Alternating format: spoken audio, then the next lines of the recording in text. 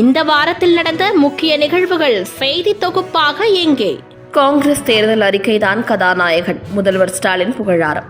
புதுச்சேரி மக்களவை தொகுதியில் போட்டியிடும் காங்கிரஸ் வேட்பாளர் வைத்திலிங்கத்தை ஆதரித்து தமிழக முதல்வர் ஸ்டாலின் 7ஆம் தேதி பிரச்சாரம் செய்தார்.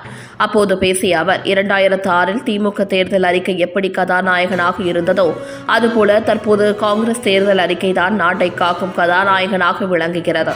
தமிழகம், புதுச்சேரியின் 40 தொகுதிகளிலும் நாம் வெற்றி பெறுவோம். மத்தியில் இந்தியா கூட்டணிதான் ஆட்சிக்கு வரும். அப்போது மக்களின் நீண்ட கால கோரிக்கையை ஏற்று புதுச்சேரிக்கு முழு மாநில அந்தஸ்து பெற்றுத்தரப்படும் என்றார். எலும்பு முறிவு பிரச்சினை பிரச்சாரத்தில் இருந்து விலகினார் குஷ்பு. எலும்பு முறிவு பிரச்சனையால் மக்களவைத் தேர்தல் பிரச்சாரத்தில் ஈடுபட முடியவில்லை என்றும் பிரச்சாரத்தில் ஈடுபடுவதிலிருந்து ஓய்வு அளிக்குமாறு கோரி பாஜக தேசிய தலைவர் JP நட்டாவுக்கு பாஜக தேசிய செயற்குழு உறுப்பினர் நடிகை குஷ்பு கடிதம் எழுதியுள்ளார்.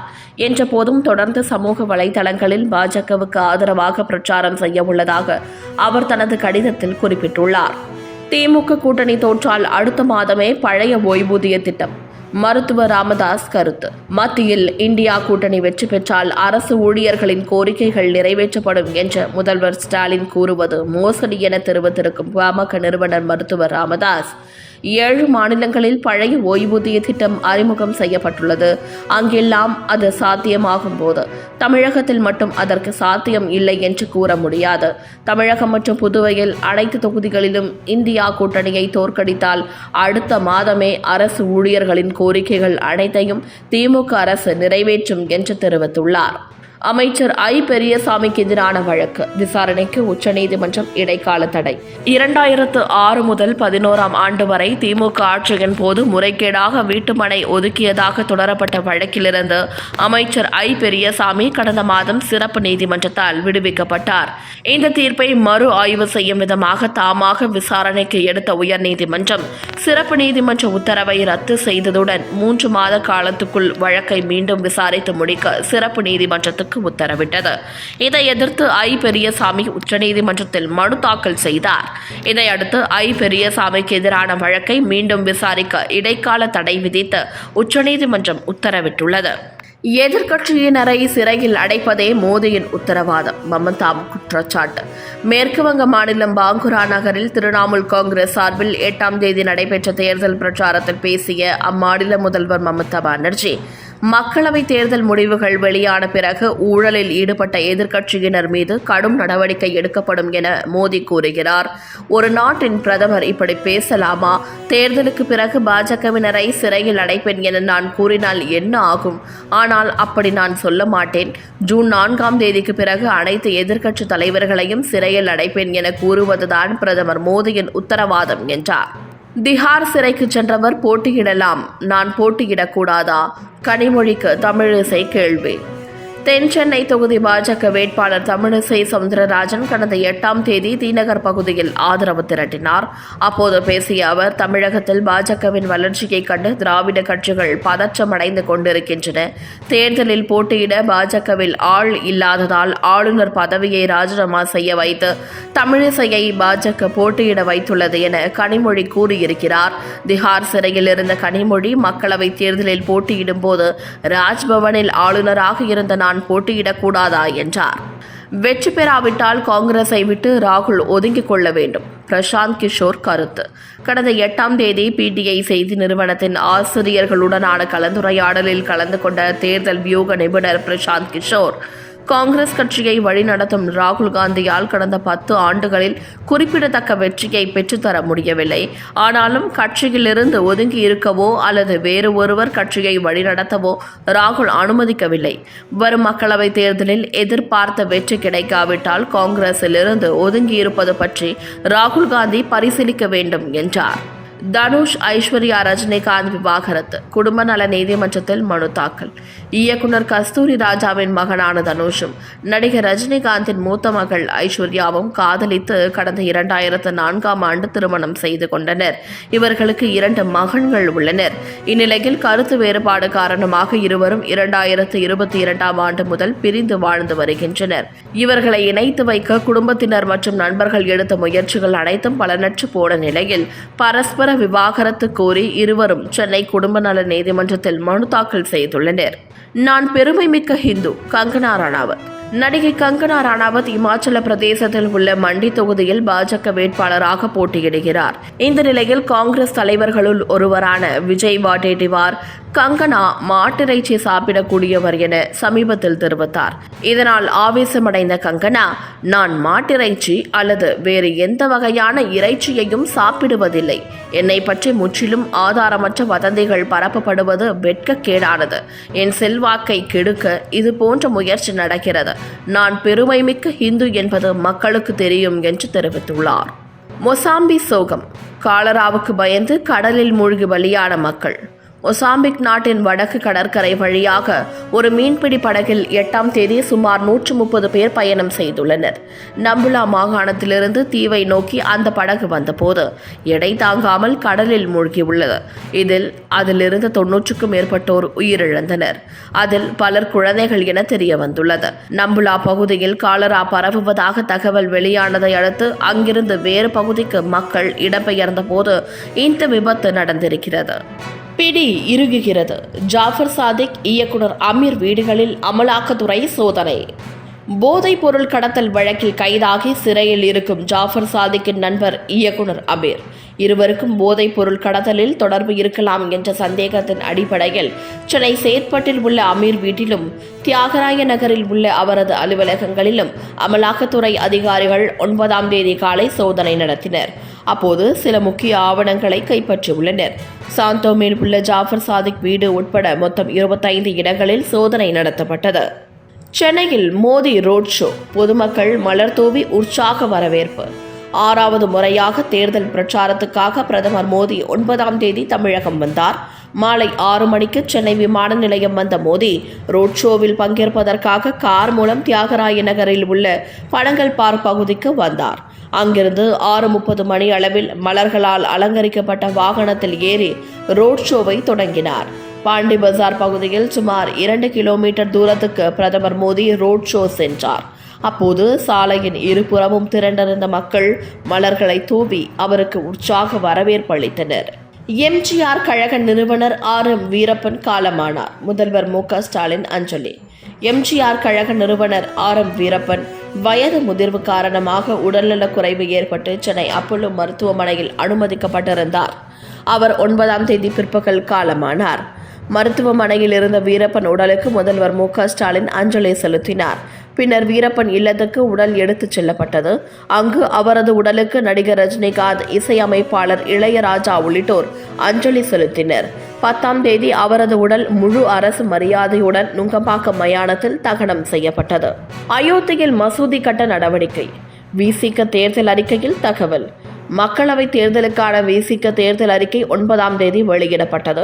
அதில் ஆளுநர் பதவி ஒழிப்பு, புதுச்சேரிக்கு மாநில அந்தஸ்து, அயோத்தியில் மசூதி கட்ட சட்ட நடவடிக்கை, கச்சத்தீவு மீட்பு, ஒரே நாடு ஒரே தேர்தல் முறைக்கு எதிர்ப்பு, வாக்குப்பதிவுக்கு பழையபடி வாக்குத்தாள் முறை, தனியார் துறையிலும் இடஒதுக்கீடு, சாதிவாரி மக்கள் கணக்கெடுப்பு, உயர் சாதி இடஒதுக்கீடு ரத்து, தமிழ்நாட்டுக்கு என தனிக்கொடி, நீட் தேர்வு ரத்து உள்ளிட்ட அம்சங்கள் இடம்பெற்றுள்ளன. பாஜகவுடன் அதிமுக மறைமுக உறவு. கர்நாடக மாநில அதிமுக செயலாளர் குமார் ராஜினாமா. கர்நாடக மாநில அதிமுக செயலாளராக இருந்த ST குமார் திடீரென தனது பதவியை ராஜினாமா செய்திருக்கிறார். இது தொடர்பாக செய்தியாளர்களிடம் பேசிய அவர், மக்களவை தேர்தலில் கர்நாடகத்தில் என்னை போட்டியிட கட்சி தலைமை அனுமதிக்கவில்லை. அதிமுக யாரை ஆதரிப்பது என்ற வழிகாட்டலும் இல்லை. அதிமுக பொதுச் செயலாளர் பழனிசாமி தனது தேர்தல் பிரச்சாரங்களில் பாஜக மற்றும் பிரதமர் மோடியை விமர்சிப்பதில்லை. இதில் உள்நோக்கம் இருப்பதாக தெரிகிறது. அதிமுகவுக்கும் பாஜகவுக்கும் இடையே மறைமுக உறவு இருப்பதாகவே கருதுகிறோம் என்றார். விசாரணை நேர்மையாக நடக்கிறது. இயக்குனர் அமீர் ஒப்புதல். போதைப் பொருள் கடத்தல் தொடர்பாக இயக்குனர் அமீரிடம் போதைப் பொருள் தடுப்பு பிரிவும் அமலாக்கத்துறையும் விசாரணை நடத்தி வருகின்றன. இது தொடர்பாக செய்தியாளர்களிடம் பேசிய அமீர், போதைப் பொருள் தடுப்பு பிரிவு அதிகாரிகள் என்னிடம் 11 மணி நேரம் விசாரணை நடத்தினர். அதேபோல அமலாக்கத்துறையினரும் சோதனை நடத்தினர். விசாரணைக்கு அழுத்தம் ஏதும் இருக்கிறதா என்று எனக்கு தெரியவில்லை. ஆனால் விசாரணை நேர்மையாகவே நடக்கிறது என்றார். பட்டியல் இனத்தவருக்கு முக்கியத்துவம் இல்லை. டெல்லி ஆம் ஆத்மி அமைச்சர் ராஜ்குமார் ராஜினாமா. டெல்லி மாநிலத்தில் சமூக நலன், தொழிலாளர் நலத்துறை உள்ளிட்ட துறைகளின் அமைச்சராக பதவி வகித்தவர் ராஜ்குமார் ஆனந்த். கடந்த 10ஆம் தேதி அவர் தனது பதவியை ராஜினாமா செய்தார்.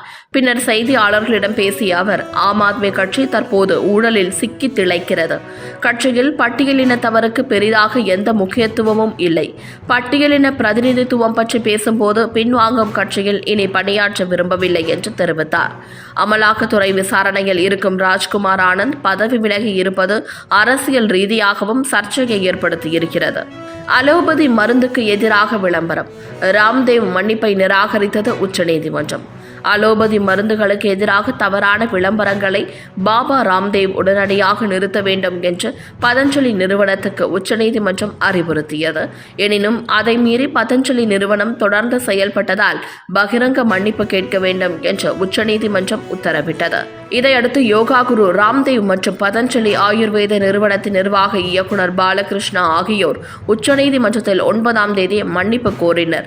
எனினும் அவர்களது மன்னிப்பு உதட்டளவிலேயே உள்ளதாக கருத்து தெரிவித்த உச்சநீதிமன்ற நீதிபதிகள், நீதிமன்ற உத்தரவை மீறியதற்கான விளைவுகளை அவர்கள் அனுபவித்தே ஆக வேண்டும். இவ்வழக்கில் நாங்கள் கருணை காட்ட விரும்பவில்லை என்றனர். ராமேஸ்வரம் கஃபே குண்டுவெடிப்பு. முக்கிய குற்றவாளிகள் 2 கைது. பெங்களூரு ராமேஸ்வரம் கஃபே குண்டுவெடிப்பு வழக்கில் தொடர்புடைய குற்றவாளிகளான அப்துல் மதீன் அகமது தஹா, முசாவிர் ஹுசைன் ஹாசிப்தான் ஆகியோரை NIA அதிகாரிகள் தீவிரமாக தேடி வந்தனர். இவர்கள் குறித்து தகவல் தந்தால் 10 லட்சம் ரூபாய் சன்மானம் வழங்கப்படுவதாக NIA அறிவித்திருந்தது. இந்த நிலையில் இவர்கள் இருவரையும் கொல்கத்தாவில் NIA அதிகாரிகள் கைது செய்துள்ளனர். இதில் முசாவிர் ஹுசைன் ஹாசிப்தான் ராமேஸ்வரம் கஃபேயில் குண்டு வைத்தவர். அப்துல் மதீன் அகமது தாஹா குண்டுவெடிப்புக்கு மூளையாக இருந்து செயல்பட்டவர் என்பது குறிப்பிடத்தக்கது. 10ஆம் வகுப்பு பொதுத் தேர்வு விடைத்தாள் திருத்தும் பணி தொடக்கம். தமிழகத்தில் 10ஆம் வகுப்பு பொதுத் தேர்வு கடந்த மார்ச் 26 தொடங்கி ஏப்ரல் 8ஆம் தேதி வரை நடைபெற்றது. இந்த தேர்வை தமிழகம் முழுவதும் 9.1 லட்சம் மாணவ மாணவியர் எழுதினர். இவர்களின் விடைத்தாள் திருத்தும் பணி ஏப்ரல் 12 முதல் தொடங்கியது. இதற்காக 88 முகாம்கள் அமைக்கப்பட்டுள்ளது. ஏப்ரல் 22ஆம் தேதி வரை நடக்கவிருக்கும் விடைத்தாள் திருத்தும் பணியில் 50,000 பட்டதாரி ஆசிரியர்கள் ஈடுபட்டுள்ளனர். இந்த பணிகள் முடிந்து திட்டமிட்டபடி மே 10ஆம் தேதி தேர்வு முடிவுகள் வெளியாகும். முன்னாள் ஊராட்சி மன்ற தலைவர் வீட்டில் ரூபாய் 3 கோடி வருமான வரித்துறையினர் பறிமுதல். நீலகிரி மாவட்டம் கூடலூர் தாலுகா மதுரை ஊராட்சிக்குட்பட்ட மண்வயல் கம்மாத்தி பகுதியைச் சேர்ந்தவர் AJ தாமஸ். இவர் மதுரை ஊராட்சி மன்றத்தின் முன்னாள் தலைவர். காங்கிரஸ் கட்சி பிரமுகரான இவரது வீட்டில் கோடிக்கணக்கில் பணம் பதுக்கி வைக்கப்பட்டுள்ளதாக வருமான வரித்துறைக்கு ரகசிய தகவல் கிடைத்தது. இதையடுத்து கடந்த 10ஆம் தேதி இவரது வீட்டில் சோதனை நடத்திய வருமான வரித்துறை அதிகாரிகள் கணக்கில் வராத ரூபாய் 3 கோடி ரொக்கத்தை கைப்பற்றினர். டெல்லி மதுபான கொள்கை ஊழல் வழக்கு. சிறையில் இருக்கும் கவிதாவை CBIயும் கைது செய்தது. தெலுங்கானா மாநில முன்னாள் முதல்வர் K. சந்திரசேகர ராவின் மகள் கவிதாவை டெல்லி மதுபான கொள்கை ஊழல் வழக்கில் அமலாக்கத்துறையினர் கடந்த மார்ச் 15ஆம் தேதி கைது செய்தனர். விசாரணைக்கு பின்பு கவிதா திஹார் சிறையில் அடைக்கப்பட்டார். இந்த வழக்கு தொடர்பாக CBIயும் விசாரணை நடத்தி வந்த நிலையில் ஊழல் குற்றச்சாட்டு ஊர்ஜிதமானதால் சிறையில் உள்ள கவிதாவை CBIயும் 11ஆம் தேதி கைது செய்தது. மீன்பிடி தடைக்காலம். மீனவர் வங்கி கணக்கில் ரூபாய் 5,000. மன்னார் வளைகுடா கடலில் தற்போது மீன்கள் இனப்பெருக்கம் செய்யும் காலம் என்பதால் ஏப்ரல் 15 முதல் ஜூன் 14ஆம் தேதி வரை 61 நாட்களுக்கு கன்னியாகுமரி தொடங்கி திருவள்ளூர் வரையிலான கிழக்கு கடற்கரை பகுதிகளில் விசை படகுகள் மூலம் மீன்பிடிக்க தடை விதிக்கப்பட்டுள்ளது. மீன்பிடி தடை காலத்தின் போது மீனவர் குடும்பங்களுக்கு மாநில அரசு சார்பில் நிவாரணத் தொகை வழங்கப்படும். அதன்படி இந்த ஆண்டு மீனவர்களுக்கு தலா ரூபாய் 5,000 நிவாரணமாக வழங்க தமிழக அரசு முடிவு செய்துள்ளது. இந்த தொகையானது மீனவர்களின் வங்கி கணக்கில் நேரடியாக வரவு வைக்கப்படும். ஊராட்சி மன்ற தலைவர் வீட்டில் ரூபாய் 1 கோடி பறக்கும் படை அதிகாரிகள் பறிமுதல். தேர்தலை முன்னிட்டு பறக்கும் படை மற்றும் நிலையான தேர்தல் அதிகாரிகளால் இதுவரை 200 கோடி ரூபாய்க்கு மேல் தமிழ்நாட்டில் பணம் பறிமுதல் செய்யப்பட்டுள்ளது. அந்த வகையில் 12ஆம் தேதி இரவு திருச்சி அருகே உள்ள எட்டரை ஊராட்சி மன்ற தலைவி திவ்யாவின் வீட்டில் வாக்காளர்களுக்கு கொடுப்பதற்காக காரில் பதுக்கி வைக்கப்பட்டிருந்த 1 கோடி ரூபாய் பணத்தை பறக்கும் படை அதிகாரிகள் பறிமுதல் செய்துள்ளனர். மத்திய பிரதேசத்தில் விபரீதம். ஆழ்துளை கிணற்றுக்குள் விழுந்த 6 வயது குழந்தை. மத்திய பிரதேச மாநிலம் ரேவா மாவட்டத்தில் மயூர் என்ற 6 வயது ஆண் குழந்தை 12ஆம் தேதி மாலை குழந்தைகளுடன் அங்குள்ள ஒரு விவசாய நிலத்தில் விளையாடிக் கொண்டிருந்தது. அப்போது அங்குள்ள ஆழ்துளை கிணற்றில் குழந்தை தவறி விழுந்தது. ஆழ்துளை கிணற்றில் விழுந்த குழந்தையை மீட்கும் பணிகள் தீவிரமாக நடைபெற்று வருகின்றன. இந்தியா கூட்டணி வெற்றி பெற்றால் 30 லட்சம் காலி பணியிடம் நிரப்பப்படும். கோவை பிரச்சாரத்தில் ராகுல் உத்தரவாதம். கோவை செட்டிப்பாளையத்தில் இந்தியா கூட்டணி சார்பில் 12ஆம் தேதி மாலை பிரம்மாண்ட பிரச்சார கூட்டத்தில் காங்கிரஸ் முன்னாள் தலைவர் ராகுல் காந்தியும் தமிழக முதல்வர் ஸ்டாலினும் கூட்டாக பிரச்சாரம் செய்தனர். அப்போது பேசிய ராகுல், தமிழகத்தில் விவசாயிகள், இளைஞர்கள் வேலையில்லாமல் அவதிப்படுகின்றனர். ஜிஎஸ்டி வரி, பண மதிப்பிழப்பு உள்ளிட்ட நடவடிக்கைகளால் கடுமையாக பாதிக்கப்பட்டுள்ளனர். நாட்டில் வேலையில்லா திண்டாட்டம் அதிகரித்துள்ளது. இந்தியா கூட்டணி வெற்றி பெற்றால் காலியாக உள்ள 30 லட்சம் அரசு பணியிடங்கள் உடனடியாக நிரப்பப்படும் என்று உத்தரவாதம் அளித்தார். சித்திரை திருவிழா. மதுரை மீனாட்சி அம்மன் கோவிலில் கொடியேற்றம்.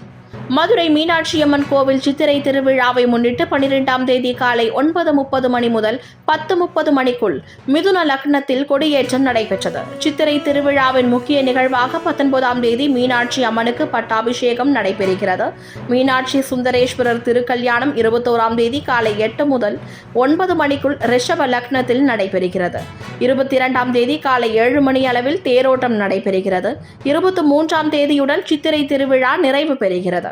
48 மணி நேரத்தில் இஸ்ரேல் மீது ஈரான் போர் தொடுக்கும். அமெரிக்க உளவுத்துறை தகவல்.